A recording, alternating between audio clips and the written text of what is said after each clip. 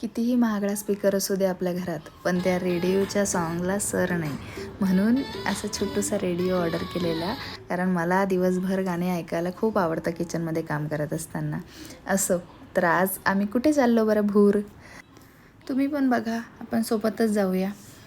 असंच छोटे मोठे कामं होते आणि पॅकेजिंग मटेरियल वगैरे संपून जातं, तर त्याच्यासाठी जायचं होतं 2-3 शॉपमध्ये, कारण आपल्याला पण चांगल्या क्वालिटीचं मटेरियल पाहिजे ना. तिथे गेली तरी मस्त निवांत दुपारची वेळ होती, बाई झोपा काढते, इतका गोंधळ होता त्या शॉपमध्ये, पण या बाईला काही फरक पडत नव्हता. असंच आपल्याला पण झोप आली पाहिजे नाही का. एक काम झालं, मग दुसऱ्या कामासाठी निघालो. लोगो डिझाईन केला होता, त्याला प्रिंट काढायची होती, कसं द्यायचं. त्या लोगोवर एक्सपेरिमेंट हे चालूच असतात माझ्या मिस्टरांचे, त्यांनाच लोगो डिझाईन करायचा असतो. मग बॅक टू किचन. काही ऑर्डर्स होत्या, शंकरपाळा, त्यानंतर लाडू, चिवडा, चकली अशा ऑर्डर्स होत्या. एक जळगावला जाणार होती ऑर्डर, त्याची पण घाईघाईत पॅकिंग केली. न्यू लोगो आणला होता, तो म्हटलं चला तोच लावूया यावेळेस. असं झालं मग ते. आणि काही मावल्यांनी छोट्याशा चिमुकल्यांसाठी त्यांच्या ऑर्डर केले होते घरी खायला. आणि माझी चिमुकली बघा काय खाते. मी तिच्यासाठी काहीही बनवलं तर तिला असे बाहेरचे प्रोडक्ट आवडतात, घरातले नाही आवडत. तोंडाला काय लागलं? काय लागलं?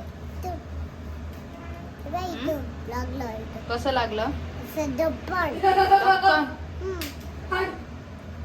कसं काय? तू काय करत होती? हे खात होती. कुठे पडली?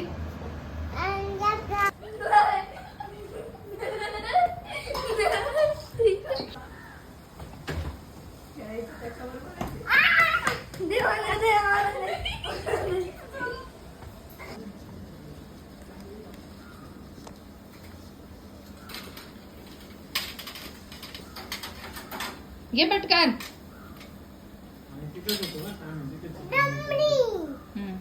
बंद कोण करेल? A rabbit was playing and then he saw a tortoise and the tortoise was unwell. Then he bought medicines for him. Then he was feeling well. The moral of the story is you should be kind to everyone. One day they will help you. अशा प्रकारे आजचा दिवस संपला. आता sleeping time. चला मुलांना झोपवा. लहानी पाळण्यात झोपत नाही आणि ह्या मोठ्याला पाळणा सुटत नाही. अशी अवघड परिस्थिती असते. अरे आला का? अजून मोठा.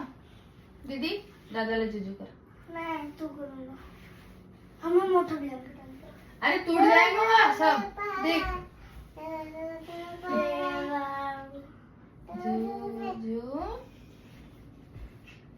जो पाला. ये